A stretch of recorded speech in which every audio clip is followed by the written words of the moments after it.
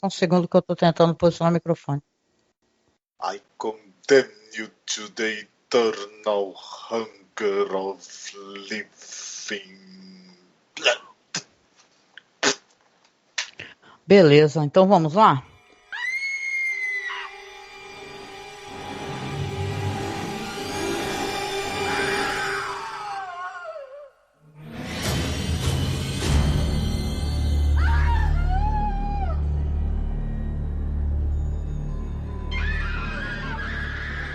Você está escutando o especial do mês do horror do MasmorraCast.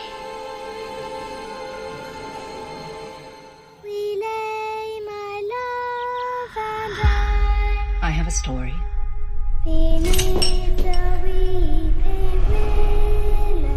A ghost story. Olá, ouvinte! Seja bem-vindo a mais um podcast do MasmorraCast. Eu sou a Angélica. E eu sou o Marcos. E esse mês a gente tem por hábito fazer os nossos especiais do mês do horror, né? E a gente vai começar esse especial falando sobre filmes de terror que se passam em mansões, né?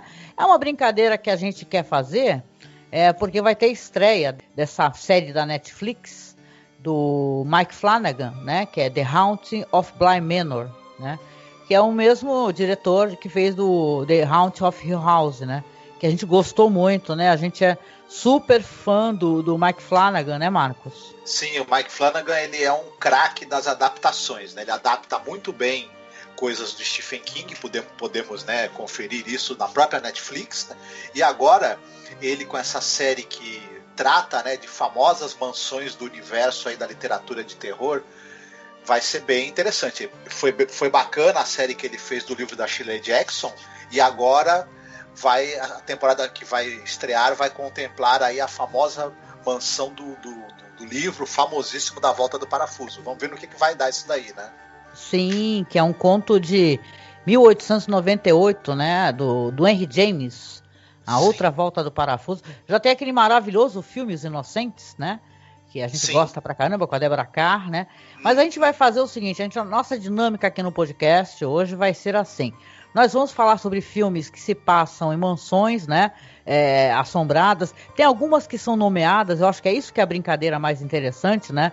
Porque, por exemplo, eu vim a descobrir que a mansão aí da Outra Volta do Parafuso é Bly Manor, através, né, sabendo que vai sair aí a série do Flanagan, né? Porque eu sempre chamava de Mansão Mal Assombrada. Né? Então, é interessante, né, a gente pesquisar essa questão dos nomes, né? E eu quero dizer, porque eu tenho muito orgulho disso, né? Porque foi uma sugestão tão natural e eu fiquei tão feliz quando isso aconteceu, né? Porque eu lembro que quando eu comentei sobre essa série da Netflix da Residência Hill, eu havia comentado com os amigos, num desses BPMs que eu gosto de gravar, né? Que a gente faz recomendações, eu comentei que seria legal se o Flanagan começasse a pegar outras mansões de filmes de terror, né?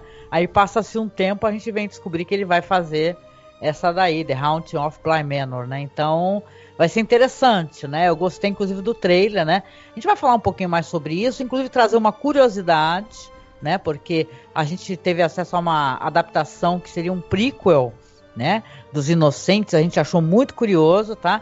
Mas a gente vai agora nos adentrar a algumas recomendações de filmes legais, com algumas mansões que tem nome, e outras a gente vai mencionar a locação, né? Que isso também é interessante, né? Já que são visuais bem góticos e tal, né? Teve toda aquela busca, né, do lugar perfeito, né? Para poder ser gravado, né? Vamos lá? Vamos. E aí, Marcos, o que você sugeriria que nós começássemos aqui a nosso bate-papo, né? Nossa conversa sobre as mansões mal assombradas ou mansões famosas de filme de horror. Você tem alguma que você gostaria de mencionar logo de cara? Bom, eu gosto muito do filme. Você também gosta, na verdade, desse filme, que é aquele maravilhoso The Legend of the Hell House, ou A Casa da Noite Eterna, como ficou conhecido no Brasil. E a mansão onde as coisas se passam, né? Que é a mansão Belasco. Eu não tenho informação exatamente se essa mansão existe. Esse lance da mansão Belasco que você comentou é porque o nome, a mansão sim, ela existe, onde o filme foi gravado, né? Só que aí é o nome da locação, né, e tal, né? É o que eu lembre, né? Aí quem estiver ouvindo nos corrija. A mansão não é nomeada. Esse filme é baseado num livro do Richard Matheson, né? Ele mesmo escreveu o roteiro e tem a direção do John Hughes, que o pessoal vai lembrar desse diretor, talvez porque ele dirigiu coisas para Hammer, né? E tudo, As Filhas de Drácula, aquele famoso filme com as duas vampiras gêmeas, né? Sim. É dirigido por ele. E esse é um dos filmes de mansão assombrada que eu mais gosto. Primeiro porque ele tem uma atuação sensacional do Rod McDowell. Enfim, né, sempre gosto de ter a chance de vê-lo atuando. No caso específico desse filme, que acontece em outros filmes também de casas assombradas, de mansões assombradas, você tem fenômenos acontecendo e você tem um cientista ou um grupo, no caso aqui é um casal de cientistas, que eles chamam um grupo de médiums para poder tentar detectar o que está acontecendo, e ao mesmo tempo eles têm uma série de aparelhos ali de medição para poder tentar saber se há realmente uma entidade ali, né? No caso seria as vítimas do cara que era o dono da casa, que ele teria assassinado várias pessoas ali. E, enfim, vão acontecer, obviamente, coisas muito estranhas, fatos sobrenaturais, pessoas vão se ferir, obviamente, mas o filme ele é muito... Apesar dele trabalhar esse material que é bastante comum do gênero, digamos assim, as soluções que o roteiro tem para criar suspense, para criar sustos, para criar intriga na nossa cabeça são muito boas, muito interessantes e aproveitam maravilhosamente bem a geografia dessa mansão, né? No caso, a gente sabe que normalmente os filmes de casa assombrada, você tem a filmagem das locações do lado de fora, usa a mansão verdadeira, mas dentro é em estúdio, até para você poder ter a mobilidade de fazer o que você quiser, né? Se você está numa mansão que pertence a alguém, que você alugou para fazer o filme, você não pode fazer todo tipo de coisa, não pode quebrar nada, destruir nada, né? No estúdio você tem muito mais liberdade para poder, né, usar efeitos especiais, tocar fogo no que precisa, enfim. Enfim, um excelente exemplar do gênero, assim. Nos anos 70 você teve muitos filmes, né, de casas assombradas, nos anos 60 e 70. Eu acho que esse gênero ele teve seu auge nessas 2 décadas aí, né? Sim, né? É um gênero muito querido, né? Tanto que a gente resolveu falar muito sobre as mansões, principalmente, porque estava complicado da gente conseguir falar sobre casas, né? Que o que mais tem são casas mal assombradas, né? Porque englobaria uma quantidade de filmes bem maior, né? Mas eu gosto muito desse Legend of Hill House, que, por sinal, como você falou, tem o Roger McDowell, né? Que a gente gosta pra caramba dele. Fala muito sobre ele quando ele participou de alguns episódios de Além da Imaginação. E aqui no Brasil saiu como A Casa da Noite Eterna, né? E, cara, tem um pôster muito divertido também, né? É uma questão até interessante, engraçada de perspectiva, né? Tá, eu gosto bastante desse filme. Uhum. Tem um negócio também que, no caso específico desse filme, eles têm uma máquina lá, uma engenhoca, né? Que ela meio que concentra as informações dos dados que são recolhidos das manifestações, né, sobrenaturais da casa. É um negócio interessante. Não sei se você lembra desse detalhe, né? Que me chamou muita atenção quando eu vi o filme. Sim, não, tem um visual ótimo, assim, pra época, uns efeitos especiais bem interessantes mesmo, assim, sabe? Tem uns elementos de ficção científica, na verdade, também. Está um pouco no meio do caminho, assim, né? Tem as manifestações sobrenaturais ou paranormais, e tem também essa coisa da ficção científica, desses aparelhos hipermodernos para conseguir captar, né, os fenômenos. Eu também acho isso me chamou muita atenção. Uhum, sim. E é engraçado, né? Porque tem um outro filme também de casa mal assombrada e tal. Aliás, é um gênero que foi também além do gênero casa mal assombrada, de mansão mal assombrada, tem um negócio das pessoas começar a fazer filmes sobre pessoas que precisam ficar numa mansão por um período, ou seja, para estudar, né? E tal. Então isso é bem interessante também, porque a gente pensou até que tinha um filme americano, que é um remake, que seria um remake deste filme, só que não é. Né? Pior, né? Do filme lá da Shirley Jackson, né? Baseado no livro da Shirley Jackson, né? Que a gente vai comentar também do The Hunting, né? Que é o nome do filme, né? Isso, a gente vai comentar ainda do Desafio do Além, que é a versão boa, e vamos comentar da continuação de 99, da refilmagem de 99, que é a versão que não presta, né? Que é uma bomba. Tudo bem. Que é com o Liam Neeson, né? E a Catherine Zeta-Jones. Exatamente. Eles negam, mas participaram desse filme. Brincadeira. Faz parte, né? Então, eu queria aqui na minha recomendação, né, tem muita coisa e tem uma possibilidade da gente nem conseguir mencionar tudo, né? Mas tem um filme que a gente até assistiu, a gente não tinha assistido, que é um filme de 44, que aqui no Brasil ele saiu como Solar das Almas Perdidas, né? The Uninvited. Então esse filme é um filme que eu achei muito curioso, assim, apesar de ser um filme que ele tem uma pegada muito menos de terror, talvez, né? As pessoas falam que ele é um filme emblemático, porque ele assentou, assim, do gênero alguns cacoetes, né? Alguns estereótipos e tal, que depois foram muito reproduzidos, né? É um filme ali que é dirigido pelo Lewis Allen e estrelado pelo Ray Milland e a Ruth Russell, né? Você gostou desse filme aí? Que a trama é a seguinte, que dois irmãos, né? O casal ali, o irmão e a irmã, eles compram a mansão, que aí no caso a mansão seria nomeada como Mansão Windward, né? Que é ali na beira de um penhasco da praia, né? E tal. E você fica até se perguntando por que alguém construiria uma mansão num penhasco, né? Da praia, né? Mas a questão é que tem uma coisa sobrenatural nisso daí. Eles compram uma mansão por um preço muito módico, né? Não desconfiam, né? Que o cara aceita que eles paguem bem menos. E aí descobrem, né? Que a mansão é mal assombrada, né? Tem uns choros, né? Durante a noite, né? O cara vai viajar, demora dias para voltar.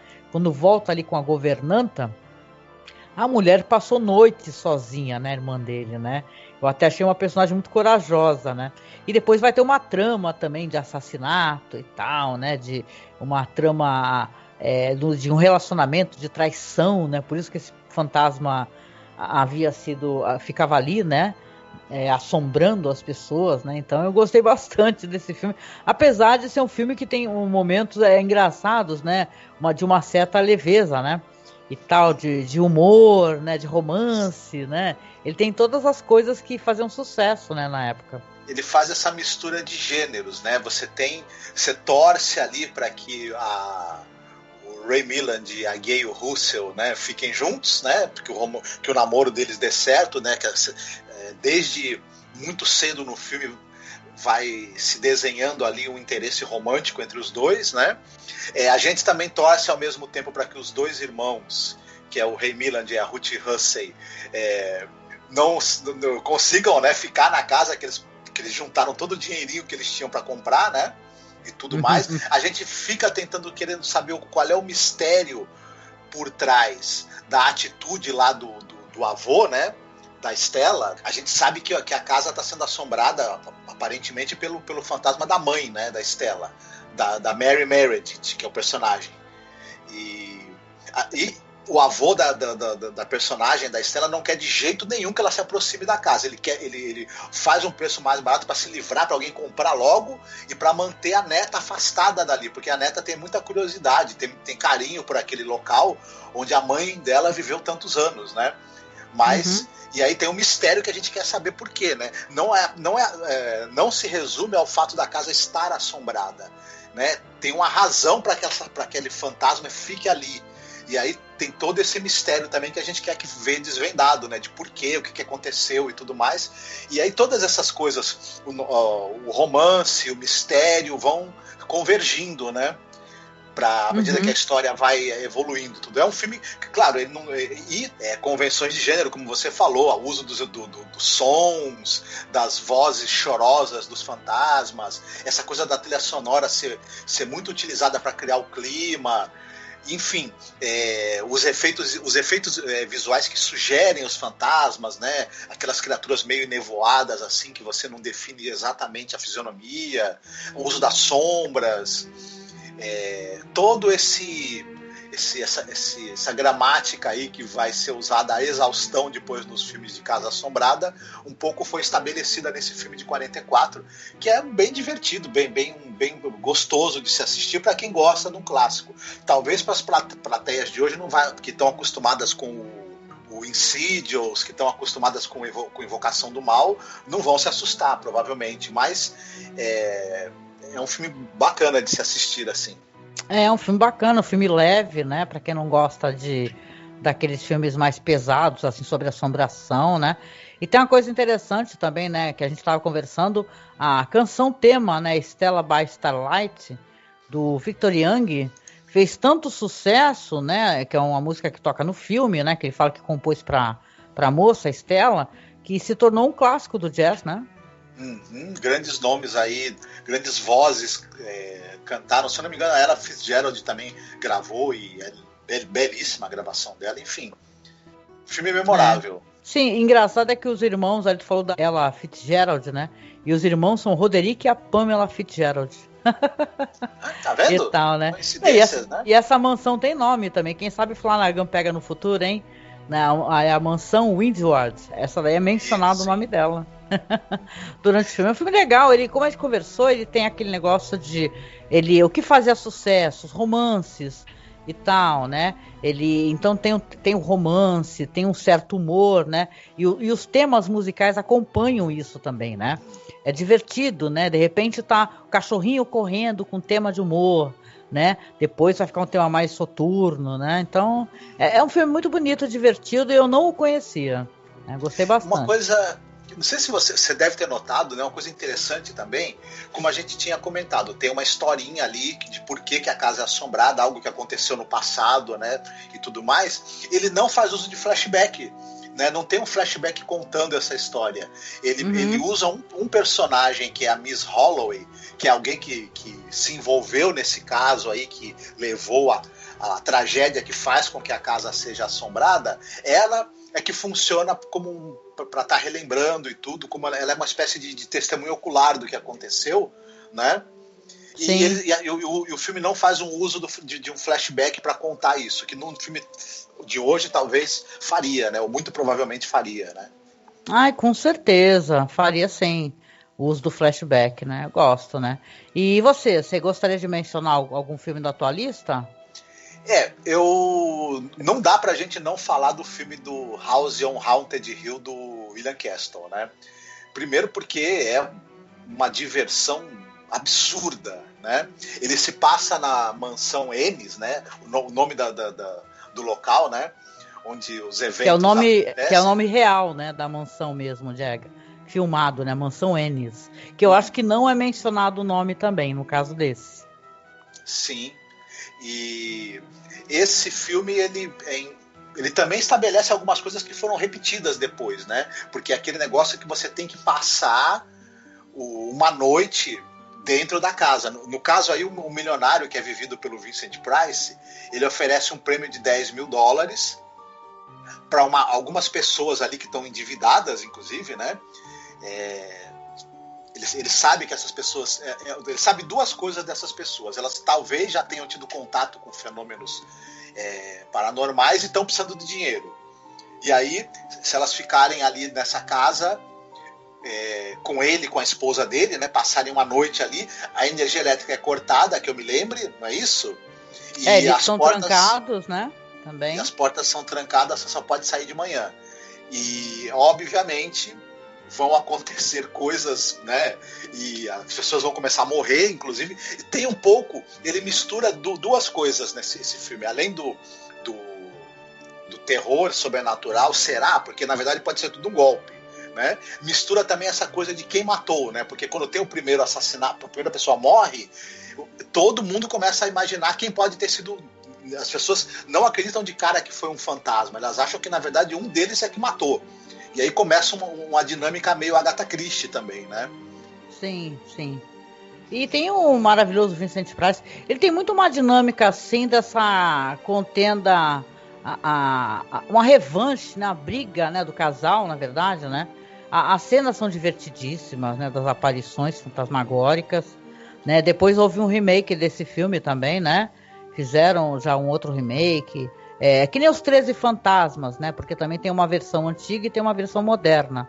Né? Então, na verdade, esse daí tem uma outra versão assim, que tem um ar mais de seriedade, né, e tal, né? Sim. Então é muito divertido. O de 99 você assistiu? Você quer comentar? Que eu não assisti o de 99.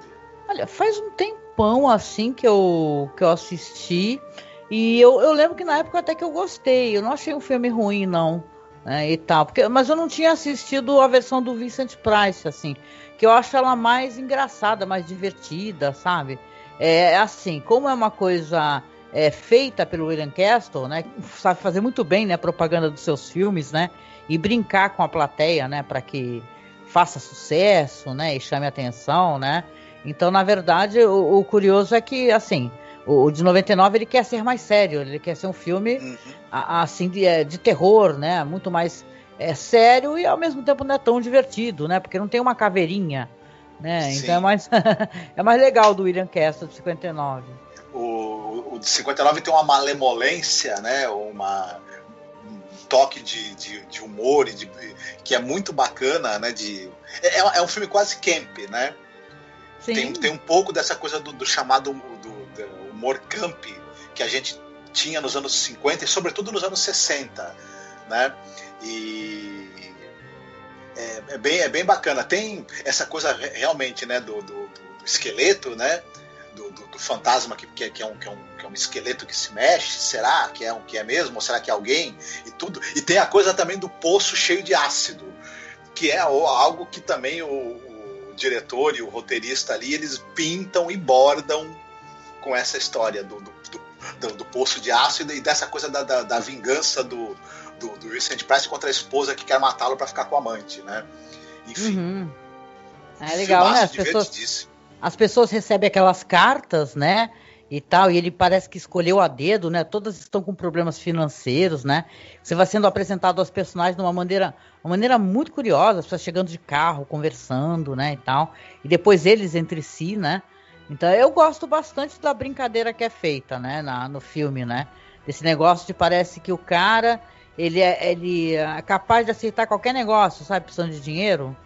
Então é curioso. E essa mansão aí, né? Já que a gente tá falando das mansões, que é a mansão Ennis, ela é uma mansão que ela é curiosíssima, né? Uma mansão que tá, se não me engano, tá em Los Angeles. E ela é feita com um visual meio maia, né? Ela tava até em decadência e tal. E ela tem um visual interessantíssimo mesmo, né? Que o filme soube se aproveitar muitíssimo bem, né? Do visual dessa mansão. Eu vou tentar deixar na publicação as mansões que a gente vai mencionando, deixar uns textos legais que o pessoal andou publicando sobre, sabe, as informações. A fachada da mansão, os portões, eles são como se eles têm aquela, como você mesma falou, né? Tem uma temática ali meio asteca, meio maia, né? Uma coisa muito curiosa. Ela parece um pouco uma pirâmide maia, né? Sim. Também no seu formato. Isso gera uma estranheza logo de cara quando você está assistindo ao filme, você sabe que as pessoas vão ter que passar a noite ali. Isso por si só já gera você fala assim, eu não sei se eu queria passar a noite aí, inclusive, um lugar curioso, né? Meio assustador. Sim. Aí se o Vincent Price ainda abre a porta e te chama para entrar, e que você fala, ixi, lascou-se. O Vincent Price estava com tudo nessa época, né? Ele realmente se tornou uma figura muito famosa e muito bem-humorada, né? Ele sempre retratou esse vilão muito bem-humorado, e é divertido, eu gosto, né? Sim. Nesse caso do filme, ele não sei nem se ele é exatamente um vilão, ele tem algo de vilanesco, mas a gente entende as razões dele. A história tem muitas reviravoltas, na verdade, eu não vou nem citar elas para não entregar, porque de repente alguém for assistir, vai ter o prazer de ver as viradas e as reviravoltas que o roteiro dá, né? Sim, a gente está comentando, mas não estamos dando spoilers, né? Para o pessoal poder acessar, né? Aliás, gente, uma coisa, né, que é bom sempre falar, esses filmes que a gente vai mencionar, todos têm no Okru, né? A gente conseguiu assistir vários em qualidade e tal, todos no OkRu, que é aquele Facebook russo, né? Sei lá, aquela rede social russa, né? Onde o pessoal faz o upload de filme, tem vários canais, e tem os canais específicos de terror, e a gente encontrou todos lá, todos, muito legal mesmo, muito fácil de acessar, né? Então vou deixar tudo linkadinho na publicação. Se você está escutando direto o podcast pelo feed, dá uma acessada lá no nosso site, tá? Vamos lá então, vou comentar aqui, inclusive mencionando o nosso amigo, o Rodolfo ia participar com a gente, né? Ele é um ouvinte lá do Pod Trash, acabou que não rolou, infelizmente, a participação, mas vamos, né, aguardar o Rodolfo para uma próxima, né, Marcos, né? A gente ficou ansioso de conversar com ele. E ele até falou, não esqueçam de mencionar o filme The Changeling, que é um filme sensacional, né, Marcos? Que aqui no Brasil, acho que saiu como Intermediário do Diabo, ou A Troca, se eu não me engano, que é do Peter Medak. Sim. Eu gosto demais desse filme, por N razões, né? Primeiro porque esses filmes de casa assombrada, e filmes de terror em geral, mas especificamente falando desse gênero que nós estamos falando aqui, das mansões assombradas e tudo mais, a própria geografia desse tipo de filme, você está numa casa enorme, normalmente é uma casa de estilo antigo, com muitos quartos, muitos corredores, escadarias, a casa tem que estar mal iluminada, né? Tem que ter sombras e tudo mais, então é um lugar que você pode esconder coisas para assustar o público, você pode esconder o jogo do público à vontade, né, e ter todo tipo de surpresa. Então é muito fácil você cair no susto fácil, né, o jumpscare, aquela tensão da pessoa entrar numa parte da casa que está mal iluminada, você não sabe o que tem ali.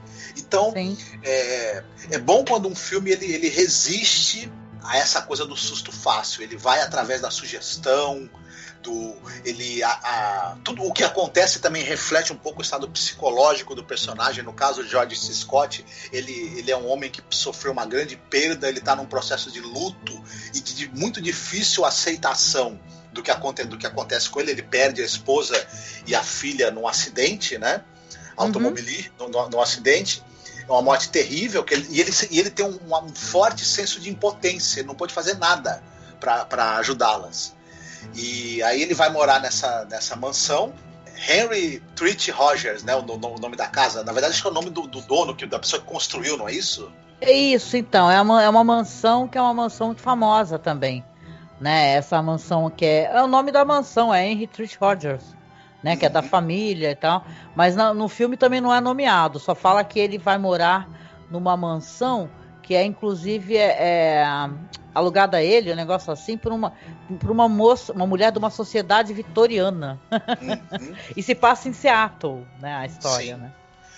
Isso tem a ver com um caso que a história, não o roteiro é do William Gray, mas a história de um cara chamado Russell Hunter, que é um escritor, e ele teria passado um tempo, né, numa mansão também vitoriana, assim, de estilo vitoriano, e teria presenciado coisas estranhas ali, né, nessa mansão, e aí esse relato dele acabou sendo roteirizado para dar origem ao filme. Sim, não, e tem uma coisa legal nessa história, que o cara, ele tá vivenciando um luto, né, e você pensa assim, alguém que tá precisando muito ficar sozinho, vivenciando luto, e começa a ser assombrado, né, você fala, caramba, né, que peso que esse personagem está sentindo. Mas ele vai usar a dor dele para poder ajudar, né? Tem esse plot na história, né? Porque pertencia a uma família, a família Carmichael, né? E tem uma história de um herdeiro, de uma criança, sabe? Então é muito bonito que o personagem no meio do luto, ele encontra forças para tentar entender o que está acontecendo e ao mesmo tempo ajudar, né? Para além do horror, né? Aliás, tem uma cena muito famosa nesse filme.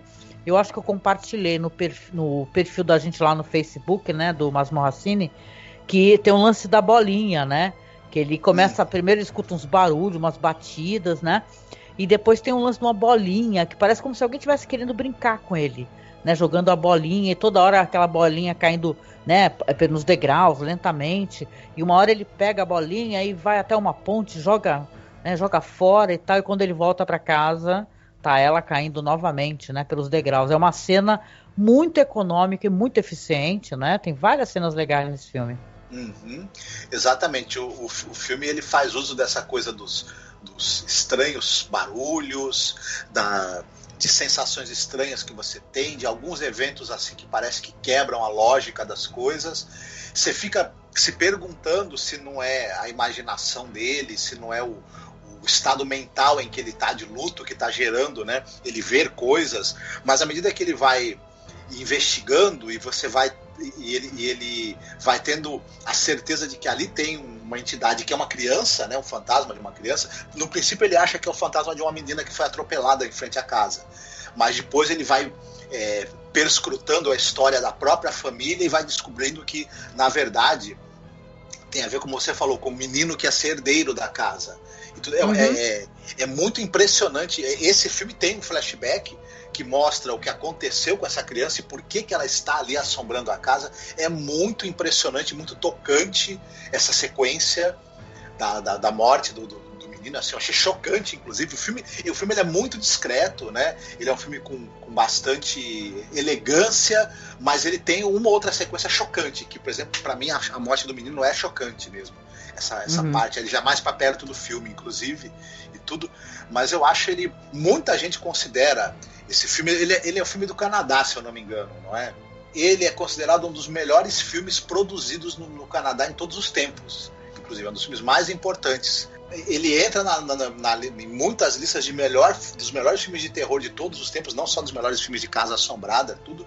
Então eu acho que ele é um filme muitíssimo bem escrito, muito bem realizado. Ele é meio assim um filme que, se alguém quer fazer um bom filme de Casa Assombrada, inteligente, climático, sem apelações para sustos fáceis, assista esse filme para você ver como isso é possível, né? Você tem um trabalho de altíssimo nível, mesmo dentro de um gênero que em 1980 já estava batido, né?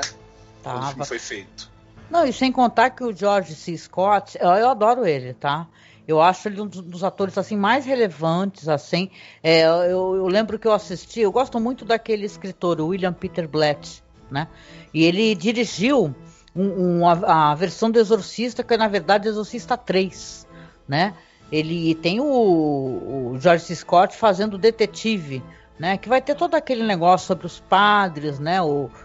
A questão do padre que ele fica endemoniado, né? Tem o Brad Dourif, né? Fazendo uma participação maravilhosa. Tem um jumpscare incrível no filme, um jumpscare famoso, né? Do hospital, né? Eu lembro que eu até conversei há anos atrás com um amigo da gente, o Alan, né? Então, cara, eu gosto muito do George C. Scott, cara. Ele tem várias produções, assim, das quais ele recebeu muita, sabe, relevância dentro dessas produções, né? E tal. Tem até uma versão que eu nunca vi, agora eu quero ver de Jane Eyre com ele, né? Curioso, eu não sabia, assim, eu gosto, assim, eu acho que ele é um puta ator, assim, ele leva essa atuação nesse filme de uma maneira, entendeu? Que ao mesmo tempo ele é muito concentrado e ele não se assusta fácil, né?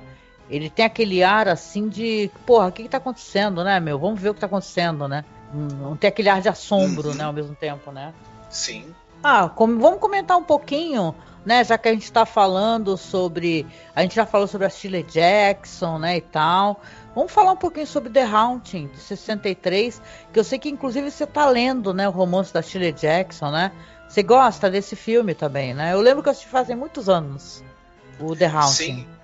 O The Haunting, que é de 63, né, do Robert Wise, e ele é um filme que é interessante em primeiro lugar porque ele é muito próximo do livro. Ele traz uma sensação muito parecida com a que você tem quando lê o livro, e ele também o livro da Shirley Jackson, ela tá mais interessada em brincar com a sugestão e com as dúvidas de quem está lendo, porque você, ao longo da história, você pensa que aquilo pode ser um golpe, pode ser um evento causado por fantasmas, pode ser uma manifestação de poltergeist causada por uma das pessoas que está lá dentro da casa. o livro deixa essas possibilidades em aberto, ao mesmo tempo em que ele vai delineando a psicologia dos personagens envolvidos na história. O filme faz exatamente isso. O filme entendeu que o grande lance dessa história é a dúvida que ela suscita, é você ficar pensando e tentando entender, será que foi isso, será que foi aquilo, o que realmente aconteceu ali. Então o filme é muito inteligente nesse sentido, ele não tenta mastigar nada que o livro traz, nenhuma das dúvidas que o livro deixa no ar, o filme tenta responder ou mastigar. Ele oferece para o espectador as mesmas dúvidas e questionamentos que o livro traz. Isso é muito bom. E ele faz isso usando muito de sugestão, usando muito de um trabalho incrível de efeitos sonoros, né? Além da própria mansão. Ela é uma mansão antiquíssima, a casa existe mesmo, né? E Ellington Park, né? Tudo bem que, se eu não me engano, na verdade o interior é estúdio, né? É um estúdio que foi construído imitando o interior da casa. E essa é uma casa antiquíssima que ela foi reformulada em 1858, se eu não me engano, e o formato, né, que a casa aparece é dessa reforma que teve. A casa em si ela é impressionante. A quantidade de detalhes na decoração, e são detalhes até que chegam a ser até excessivos, né? Cada superfície da casa ou é entalhada ou tem alguma padronagem, enfim. E essa casa, como ela tem um visual muito impressionante, muito marcante, ela é como se fosse um personagem, né? Um dos principais personagens do filme. Toda a geografia da casa é usada muito bem. Praticamente todas as cenas aproveitam alguma coisa, né, da geografia dessa casa, ou para criar tensão, ou para criar uma situação de perigo. Enfim, esse filme é muito exemplar em como você usa o set de filmagem de maneira inteligente, de maneira estimulante, para que aquilo sirva para a história. Então, quem ainda não assistiu, vale muito a pena. É um filme que demanda uma certa paciência, porque como ele não dá resposta pronta nenhuma, ele jamais busca o susto fácil.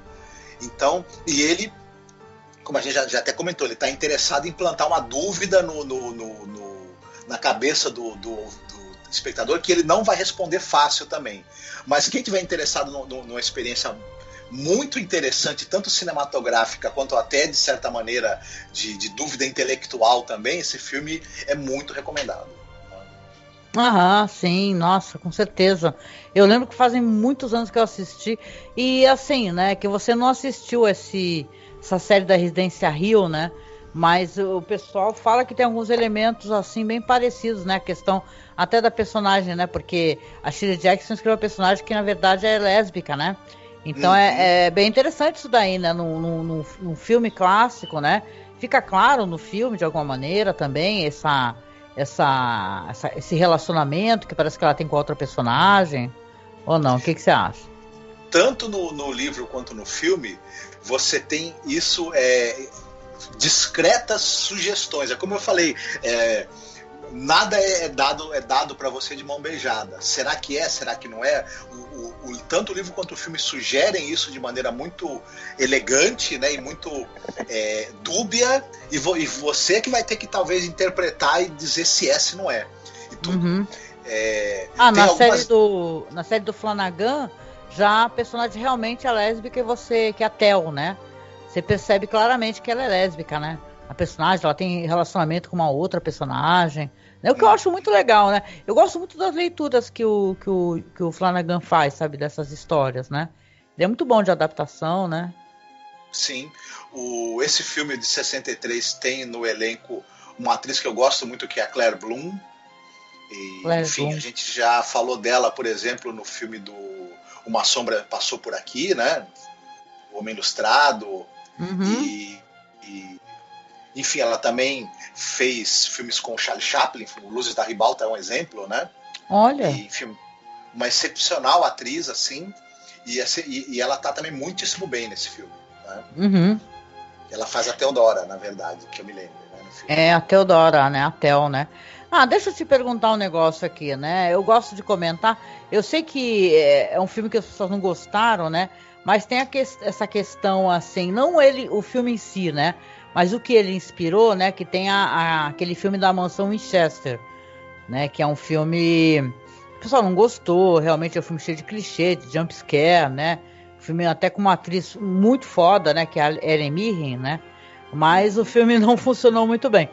Mais uma coisa curiosa aqui, né? Já que a gente tá falando de mansões e casas assombradas e tal, que aquela minissérie Rosehead, né? Que é o nome da mansão, Rosehead, do Stephen King, ela é uma minissérie interessante, né? Eu até me peguei pensando, talvez como o Flanagan já fez adaptações de Doutor Sono, quem sabe talvez ele pegasse futuramente essa outra mansão, né, Rosehead, né? Porque não sei se você sabe, essa mansão Winchester e também esse filme The Haunting, né, que é inspirado no livro da Shirley Jackson, são as inspirações do Stephen King para fazer Rosehead, né? Então ele fez Rosehead, que conta a história de um milionário, uma mansão que o milionário deu de presente para uma esposa e ela acaba desaparecendo, né? Já havia acontecido isso também com a filha do casal. E anos depois, uma parapsicóloga, ela vai reunir um grupo de paranormais para desvendar os mistérios da casa, né? Coisa que vai ser uma tarefa ali que não vai ser nada fácil, né? E tal. Eu também tenho inteirinha, viu? Não, que errou. E eu acho divertido nessa minissérie, né? Que é uma sequência de minisséries, né? Que saíam, né? Que o Stephen King escrevia muito, acabava saindo como minissérie. Também a outra curiosidade é que tem um filme, tá? Que é o Diário de Ellen Himbauer, né, que tem relação também com essa história de Rosehead, porque essa mansão exatamente é o diário da mulher que vai desaparecer, né, futuramente.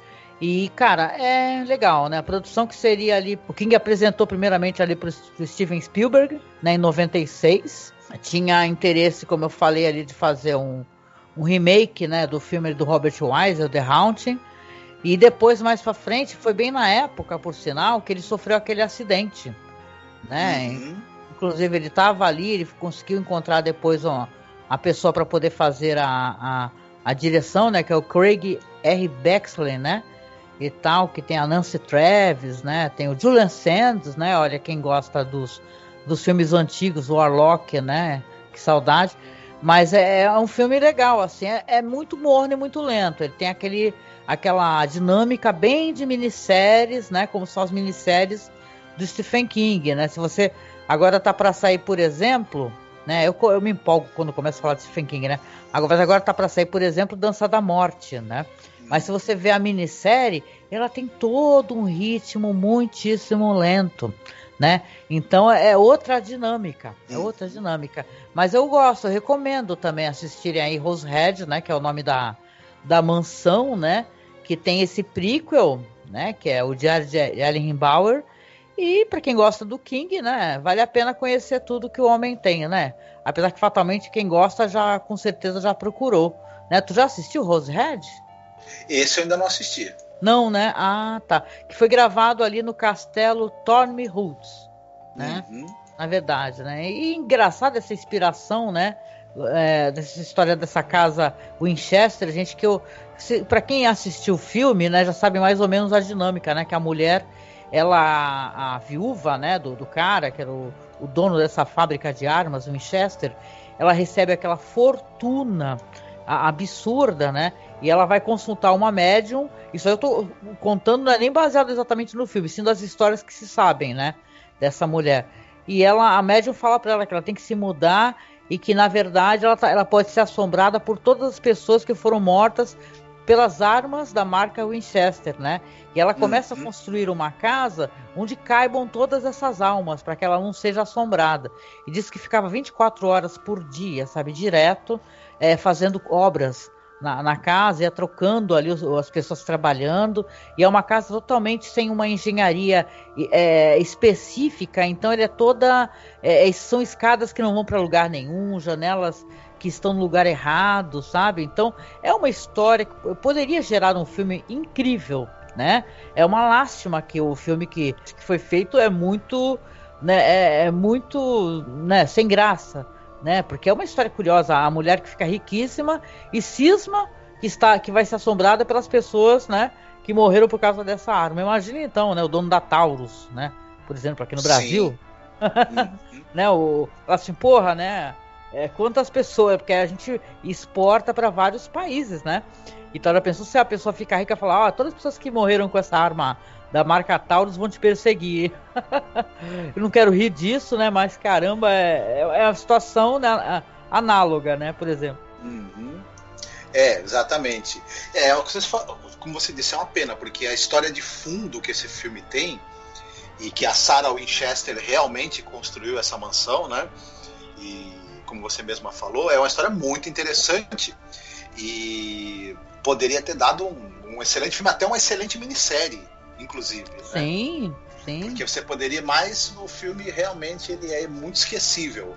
Por mais que a Helen Mirren faça um grande esforço, né, para tirar alguma coisa desse personagem dela, o filme não ajuda mesmo. Né? Uhum. Ah, com certeza, né? A Helen Mirren salva esse filme, é terrível. O gênero casa assombrada e tudo, ele tá muito, muito esgotado. Tem exceções, como por exemplo a minissérie ali do Flanagan, né? E tal, e que provavelmente na próxima temporada a gente também espera que vá ser muito boa. Mas nos cinemas tá difícil, né? Nos últimos tempos aparecer algum filme do gênero que vale a pena ser visto, né? Sim. Vamos falar um pouco, a gente falou muito de fantasmas, né? E eu acho que seria interessante a gente comentar as questões que vão mais pro lado do Lovecraft, né? Porque a gente tem pelo menos 2 produções que elas se passam também em locais que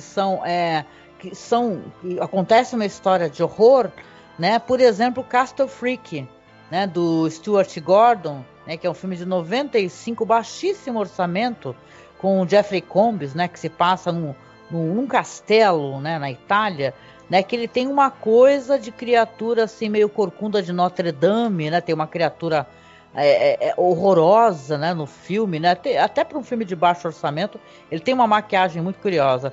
E tem o Jeffrey Combs fazendo os papéis que a gente simplesmente adora nele, né? Porque ele fazendo as caras e bocas, as loucuras dele, né? Ele faz um cara que ele herdou, né? Esse castelo, ele tá com problemas financeiros, quer vender o mais rápido possível, né? O filme já começa com uma velha assustadora, assim, chicoteando uma criatura que você não enxerga qual é. Aí ele vai chegar com a mulher, né? A filha que é cega. Aí se sabe, então, que através de um flashback, que ele é alcoólatra e ele sofreu um acidente, morreu o filho dele. E por causa desse acidente a filha ficou cega, né? Então a esposa quer terminar o casamento de qualquer maneira, né? E tal. Ele vai se enfronhando numa situação, né? Porque eles começam a escutar barulhos e tal, né? Aonde eles vão descobrir, isso não é spoiler, gente. Né? Eu acho que tem até no trailer, né? Que tem essa criatura tenebrosa, Lovecraftiana, sabe? Que ela é até um sexploitation. Esse filme é engraçado, assim, que ele tem uma das cenas de sexo, né, que é o momento onde ele fica bêbado, ele acaba levando uma prostituta, né, pro castelo lá e transa com ela, que são uma das cenas mais vexaminosas e engraçadas que eu já vi. Né? Então esse Castle Freak, que também tem lá pra assistir lá, saiu no Brasil como Herança Maldita. Né? Não confundam com outro filme, tem um outro filme chamado Herança Maldita, que não é, viu? O do Stuart Gordon é de 95, né? E uma curiosidade, que é o mesmo local aonde ele gravou, porque tem uma versão dele do Poço e o Pêndulo, né? Que a gente assistiu, não sei se você lembra, que é muito divertida, que tem o Torquemada, né, e tal, né? O lance de perseguição a bruxas, né, no filme. Então, cara, puta que saudade, porque o Stuart Gordon faleceu não faz muito tempo, né? E tu fica, caraca, assim, dos diretores que, sinceramente, eu mais gostava, assim, sabe? Eu adorei esse filme é divertido, né? Ele é um filme, assim, que você vê que os caras não tiveram nem condição de fazer divulgação, né? O filme saiu direto pra VHS, mas dá pra você assistir de boa e se divertir muito com Castle Freak. Já que a gente tá falando nisso, vale a pena a gente citar também o Roger Corman, né? Que ele fez uma adaptação do caso de Charles Dexter Ward, que é aquela famosa história do H.P. Lovecraft, do sujeito Charles Dexter Ward, que ele herda a mansão Curwen, que era de um antepassado dele chamado Joseph Curwen, que é um cara que era meio bruxo, meio alquimista, e ao herdar essa mansão e encontrar também os diários, né, desse antepassado dele, que narra as experiências que ele fazia com magia negra, com alquimia e com invocação e sacrifícios para determinadas criaturas aí da aurora dos tempos, como Lovecraft adora, né, e tudo mais. E também tem uma certa fórmula para trazer os mortos à vida, e tudo isso, né, aparece também é contemplado no filme do Roger Corman, né, com o roteiro do Charles Belmonte. Diga-se passagem, o Vincent Price no papel principal. Então é um filme muito interessantíssimo. Bom. E já que ele está falando do Corman, esse filme está dentro de um ciclo de filmes em que ele fez adaptações do Poe. A única exceção é essa, que é um conto do Lovecraft. Mas você tem A Queda da Casa de Usher, por exemplo, né, que no Brasil tem o título do Solar Maldito, e em que você tem a Mansão Usher, que é aquela casa lindíssima, né, porém habitada por dois irmãos que são doentes, né, tem alguma doença estranhíssima e que está relacionado com a casa também, né, à medida que eles vão se deteriorando, que a saúde deles vai se deteriorando, a própria casa vai se deteriorando também. Uma história muito famosa do Edgar Allan Poe, também muito bem adaptada pelo Roger Corman. E tem o Poço e o Pêndulo do Roger Corman também, que o cara vive numa mansão, meio castelo, que foi propriedade do antepassado dele, que era um cara, né, torturador da Inquisição. E aí também vão acontecer fatos estranhíssimos ali. Ele vai encontrar a câmara de tortura que fica ali no subterrâneo da mansão onde ele mora, e vai começar a meio que ser possuído pelo espírito desse antepassado dele, e vai querer fazer o uso dos instrumentos de tortura que tem ali guardados. Caramba. Né?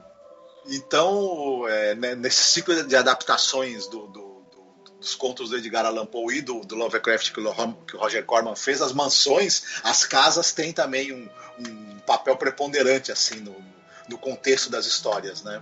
Sim, com certeza. Legal. Não, e comentando também, né, porque a gente já vem chegando aqui mais ou menos ao final do podcast, né, falando de mansões assim com a temática Lovecraftiana, né, e tal, com uma outra vibe que não é de fantasmas, né, tem aqueles dois filmes, né, que a Herança de Valdemar, né, a Herência Valdemar, né, que é dirigido ali pelo José Luiz Alemã, que, cara, esse filme tem o Paul Nash, né, que é aquele ator muito famoso, né, que fazia os filmes de lobisomem, né, e tal. Eu lembro que a gente gostou muito, né, demorou tanto para sair o segundo filme, La Herência Valdemar 2, La Sombra Proibida, que, cara, aparece o próprio, né, o Cthulhu, né, no filme. É muito legal, assim, para poder falar de uma coisa, assim, de um outro lugar, né, que esse é um filme que eu tenho que fazer a revisão, mas eu lembro que na época eu assisti e gostei bastante do filme, né? É um filme que o Paul Nash faleceu, acho que logo depois, né? Acho que ele não chegou nem a ver o filme e ficar pronto. Pois é uma pena, porque esse primeiro filme ele é muito interessante, né?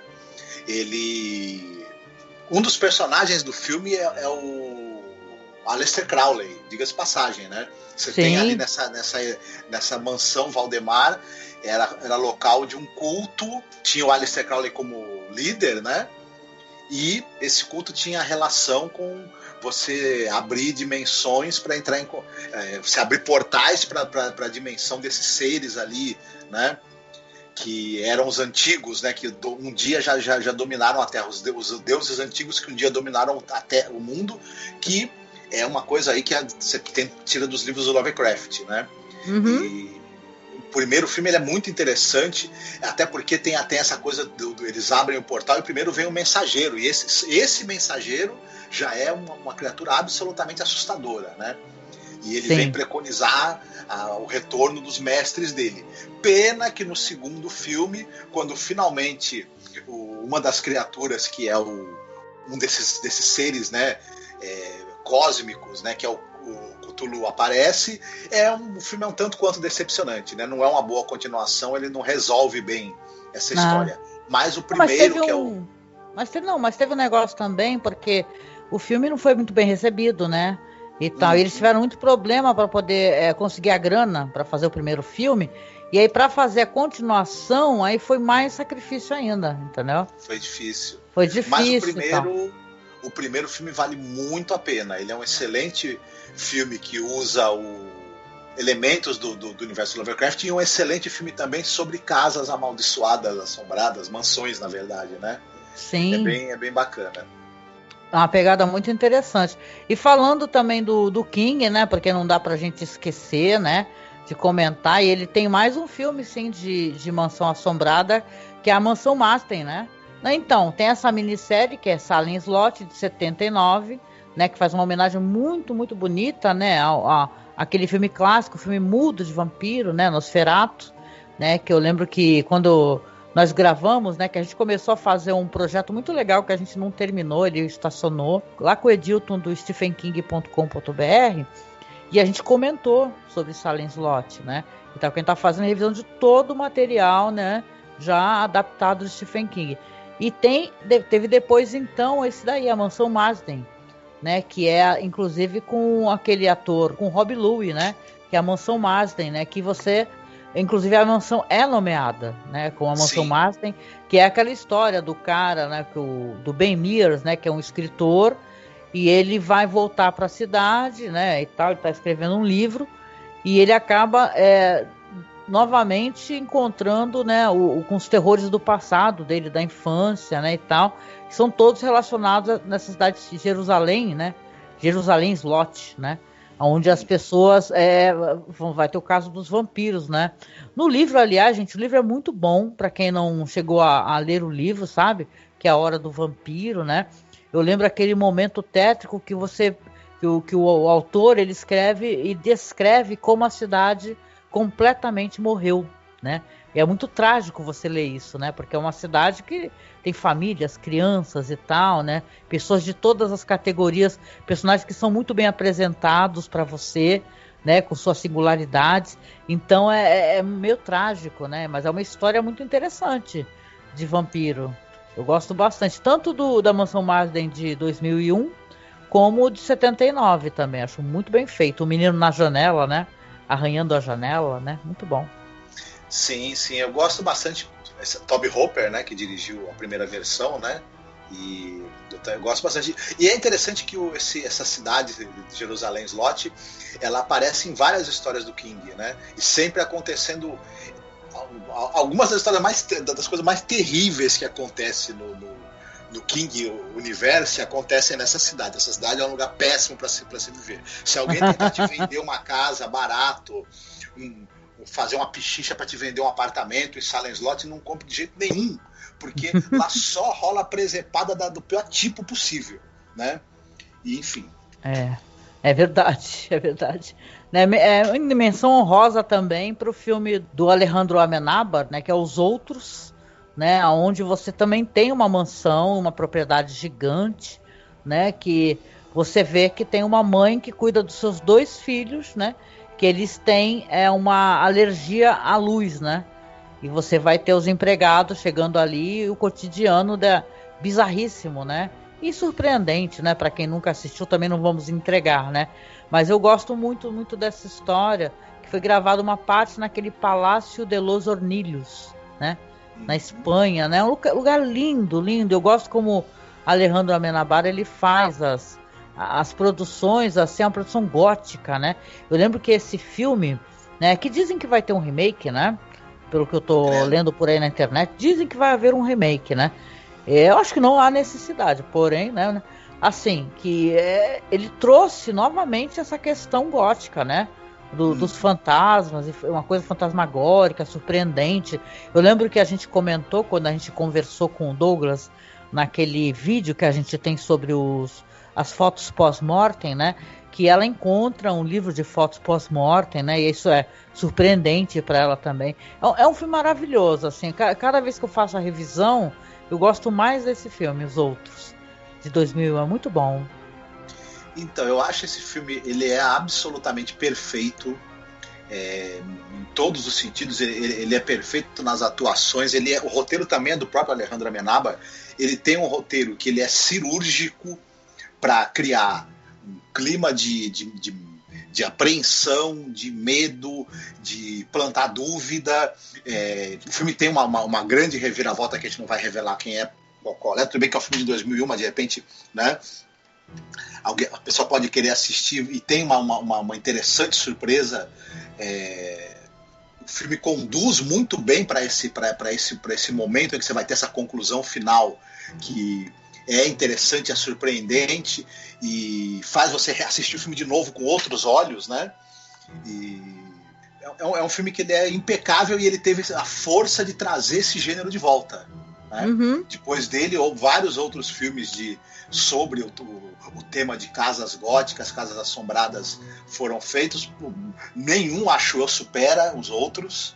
Me desculpem, os outros filmes que também são interessantes, mas os outros, ele meio que nesse meião aí do início dos anos 2000, ele caminha sozinho no nível de qualidade dele, tanto de roteiro, de atuação, de fotografia, de narrativa.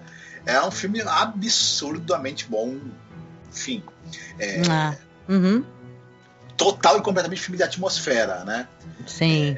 No momento algum ele vai usar o susto fácil, ele vai usar o jump scare e outros elementos todos que a gente já falou aqui, né? Mas ele vai usar perfeitamente bem essa coisa do fato de que as casas, elas têm uma memória, né? Na argamassa delas a argamassa da casa está impregnada com os dramas que se passaram ali, e esses dramas podem afetar as pessoas que ali vivem, né? E o quanto as almas ali das pessoas que viveram não querem deixar o local, e todo esse clima e toda essa coisa que é esse grande imaginário das casas é muitíssimo bem aproveitado de maneira muito elegante nesse filme, né? A atuação monstro da Nicole Kidman, né? Com certeza, nossa. É um filme quase que de investigação, né? Porque ela começa a investigar o que está acontecendo, né? Então isso é muito legal, né? E tem aquele final interessante e surpreendente, né? Gosto demais, né? E a gente prometeu que antes de terminar o podcast, a gente ia falar sobre um prequel, né? Que foi feito sobre essa história dos inocentes, né? E eu gostei muito, muito, assim, assistir. O título em inglês é The Nightcomers, né? E em português saiu como Os que Chegam com a Noite, né? Que ele vai narrar assim, né? Porque para quem conhece a história dos inocentes, que é a outra volta do parafuso, é a história de uma governanta que ela vai chegar numa mansão, tem que cuidar de duas crianças, um menino e uma menina, né? Tem uma mulher que trabalha lá, uma senhora, e ela vai sendo surpreendida assim pelo comportamento das crianças, né? E tal, e certas figuras que assombram o lugar, né? E você fica pensando, eu sempre pensei, caramba, eu gostaria de saber como é que é essa história. Eu não tinha conhecimento que o Michael Winner, em 71, tinha feito Os que Chegam com a Noite, The Nightcomers, que tem o Marlon Brando, gente, é um filmaço. Tem o Marlon Brando, tem Stephanie Beacham, Beacham o nome dela, a Tora Bird e o Harry Andrews. É muito ousado, na minha opinião, por ser um prequel, né, dessa novela, e contar como é que era a dinâmica desses personagens. Você vê que as crianças realmente, elas foram influenciadas, principalmente o menino, por esse personagem, o Peter Quint, né? Então você fica, caramba, né? Como é que foi a dinâmica? O que aconteceu nessa situação? Como é que esses personagens afetaram tanto essas crianças e tal, que elas não conseguem se libertar, né? Então, claro que é uma história muito passível a várias interpretações, né? Tanto o filme com a Deborah Kerr, como o conto do Henry James, né? Você fica entendendo, tem várias leituras, inclusive, que, na verdade, isso é tudo da cabeça ali dessa professora, dessa mulher, dessa preceptora que está chegando, né? E uma questão de frustração sexual, amorosa, né? Tem várias leituras interessantes. Mas aí quando você vê o filme, né? E você vê o que esse personagem do Marlon Brando ele faz, o que as crianças veem, né? Aí você fica... eu acho que é essencial, né, Marcos? Seria um filme essencial para as pessoas, inclusive, assistirem antes de começar a assistir essa nova série do Flanagan, The Haunting of Bly Manor. O que tu acha? Sim, todo mundo conhece, né, o filme de 61, né, que é Os Inocentes, do Jack Clayton, um dos mais perfeitos filmes de terror de todos os tempos, né, uma das melhores adaptações de um livro para o cinema.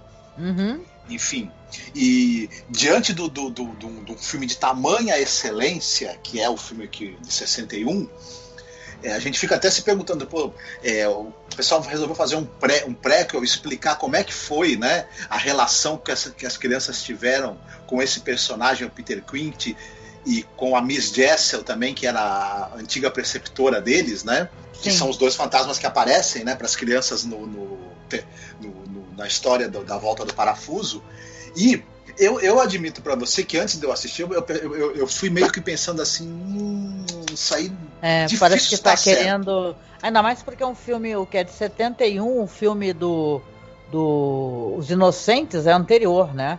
Aí você fica com aquela sensação angustiante, você fala, nossa, é alguém que tá querendo se fazer dentro de uma coisa que já é perfeita, né? É que nem esses comentários que eu vejo que o pessoal, com razão, né? E tal, fica com o pé atrás, o que esse cara vai fazer com Os Inocentes, né? Tem tantas adaptações dos Inocentes, né? Por quê, né? Mais uma adaptação, né? Então, para mim foi surpreendente, absolutamente surpreendente. Sim, e para mim ele funciona perfeitamente como história prequel, ele faz sentido tudo o que acontece, a gente consegue enxergar a história da Volta do Parafuso como desdobramento dessa história que é contada perfeitamente, as coisas realmente se encaixam ali. A Volta do Parafuso é uma história muito, muito elegante e que ela também trabalha mais com a insinuação. Essa história que é contada nos Que Chegam com a Noite, os elementos ali de corrupção de menores, os elementos de perversidade sadomasoquista do personagem do Peter Quint, eles são mostrados abertamente, né?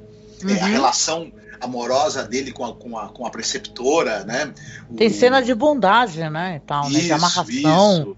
E tem cena, né? De tortura com os animais, sabe? Assim, não é uma coisa pesada, vamos colocar assim, é uma coisa insidiosa, né? Você pegar e virar uma tartaruga para cima, você estourar um sapo, né? E falar assim, e tratar isso como uma brincadeira, né? O quanto isso influencia na personalidade daquelas crianças, né? Você vê, é terrível, é um filme terrível, o final do filme é terrível. Sim.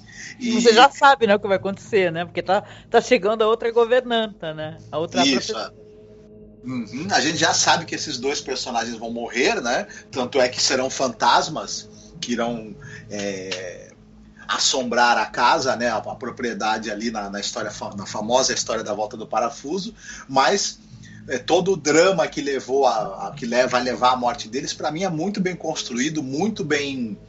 Esse roteirista, o Michael Hastings, ele era um cara roteirista de televisão, né? Escreveu, inclusive, vários episódios daquele A Casa do Horror da Hammer, né?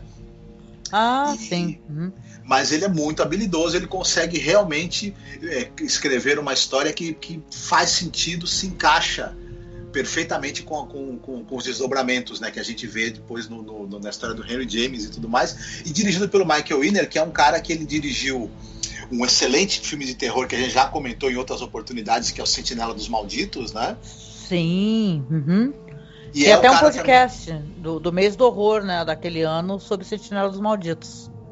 E é famoso também por ter dirigido 3 exemplares da série Desejo de Matar, com Charles Bronson, né? Talvez ele seja mais lembrado até por isso e tudo mais. Mas era um cara muito habilidoso e ele mostra muito a habilidade dele nesse filme. Esse filme ele tem uma narrativa meio clássica por um lado, mas ele trata de maneira bem ousada de temas que dão para ele também uma modernidade, né? Para esse filme. Tem quase um sexploitation, sabe, em alguns momentos, né? E é perturbador, gente. É absolutamente perturbador. Porque ao mesmo tempo onde ele sabe dosar muito bem, né, o que ele pode mostrar, né, tem certos momentos que fica horrorizado, assim, com o que a criança está fazendo, então o que a criança está repetindo, né, está replicando o comportamento do adulto, que é absolutamente, né, que não podia não podia de maneira alguma, né, ensinar certas coisas para criança, né, e tal. É você invalidar sentimentos bons, né, e tornar engraçado e divertido sentimentos ruins, né. Então realmente você assistir esse filme e depois assistir Os Inocentes, tudo se encaixa na tua cabeça, né, porque tudo bem que eu acho que existe uma graça uma coisa, uma palavra que você falou, elegância, em você apenas sugerir algo que aconteceu, né? Você falar assim, olha, esses personagens existiram nessa casa, só que eles tinham uma influência negativa sobre essas crianças. Eu lembro que num dos podcasts que a gente já gravou, eu tinha até uma percepção inquietante que talvez eles fossem abusados sexualmente de alguma maneira, mas pelo jeito nesse prequel, né, que foi criado, não é isso, mas é um abuso você também ensinar valores ruins, né? Então eu fico pensando assim, cara, é muito interessante as duas maneiras, né? Como o nosso olhar pode ser lançado para essa história, sabe? Que tudo se encaixa, né? É muito legal, cara. Então, se eu tiver que recomendar alguma coisa para vocês, todos os filmes aqui, obviamente, são muito bons, mas caramba, assistam esse The Nightcomers, né? Que é os que vêm com a noite, os que chegam com a noite, que ele é imperdível, absolutamente imperdível. É muito bacana, vale a pena mesmo. E é isso, né? Logo mais está lançando aí a série do Flanagan, que eu não vou perder, porque é até engraçado, né? Beijo pro meu amigo Alan, se ele estiver escutando esse podcast, lá do Rio de Janeiro. Mas assim, eu sou fanzoca, o Marcos também é muito fã do Mike Flanagan, né? Realmente tem uns filmes legais. O primeiro filme dele, né, que é o Absentia, ele é incrível, maravilhoso. Para quem não viu, fica aqui a recomendação. Vou tentar linkar aqui também na publicação. E ele tem outros filmes de terror e eu acho que ele mexe com o gênero com muita criatividade. Adoro, tá, essa adaptação do livro do Stephen King, Doutor Sono, que ele fez. Já assisti a versão Director's Cut e tal, gostei bastante. Sei que tem gente que não gosta, né, mas eu gostei bastante, né? Então eu tô ansiosa, né? Ainda mais que você vê, né, assistindo o trailer aí do The Haunting of Bly Manor, que tem aquelas atrizes e atores que ele sempre, né, trabalha junto, né? Tem a atriz que faz a Tel, se eu não me engano, também. Então, cara, né, vale a pena demais você acompanhar. E a gente vai acompanhar junto aqui. Quem sabe a gente comenta futuramente algum BPM, né, Marcos? Exatamente. Tendo a oportunidade, né, a gente comenta assim, porque essa série tá muito bem feita, né? Pelo menos a primeira temporada foi excelente, né? Então é um assunto que vale a pena a gente tratar. Com certeza. E a gente vem encerrando aqui o nosso primeiro programa, né, do mês do horror. Espero que a gente consiga fazer pelo menos um por semana para vocês, né? A gente sempre encerra com aquele podcast especial, né? Onde a gente trata o Halloween falando do cinema de vários países. Se você for no nosso site, já falamos do Japão, já falamos da França, já falamos da Rússia e leste europeu, já falamos de Austrália. Nossa, a gente já falou de muita coisa aqui. Se você for, tem muito material. Itália, Espanha e por aí vai. Brasil, né? Porque vamos lembrar que nós temos um terror de altíssima qualidade, né? Então a gente fica aqui, tá? Com o nosso primeiro programa. E agradecendo a você, né, Marcos? Quer deixar alguma mensagem no primeiro podcast do mês do horror? Se você mora numa casa antiga, né, enorme e com muitos locais ocultos, com muitas passagens escondidas, e você está escutando sons estranhos, você está vendo sombras se movendo e objetos mudando de lugar sem motivo e etc e tal, você tá lascado, coitado. Procura um psiquiatra, e se o psiquiatra não resolver, põe essa casa à venda logo, porque é problema isso daí, viu? Crianças chorando às 3 da manhã quando você mora sozinho e não tem filho, eu não sei, não é bom. Olha, chorando não sei, mas rindo, querido, dá medo, né? Nunca passei por isso, mas caramba. É isso, gente. Então, olha, nosso convite de sempre, tá? Acessem lá a nossa página no Facebook, que é facebook.com/masmorracine. Nosso Twitter é @masmorra_cast. Instagram é @masmorracine. E se você puder nos apoiar, tá? Nos apoie, se for possível, ou compartilhando essa publicação para os seus amigos, ou então nos apadrinhando no Padrim. Por quê? O que a gente faz com o dinheiro do Padrim que a gente recebe? A gente usa para poder pagar o servidor, manter os nossos podcasts no ar. Então, estamos tentando juntar uma graninha para poder melhorar os equipamentos, né?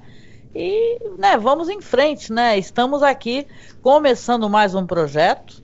Vamos curtir, então, esse mês do horror, onde a gente vai terminar com um podcast todo especial. Eu tenho certeza que vocês vão gostar muito, tá? Então, um abraço e até mais, gente. Fiquem bem, se cuidem.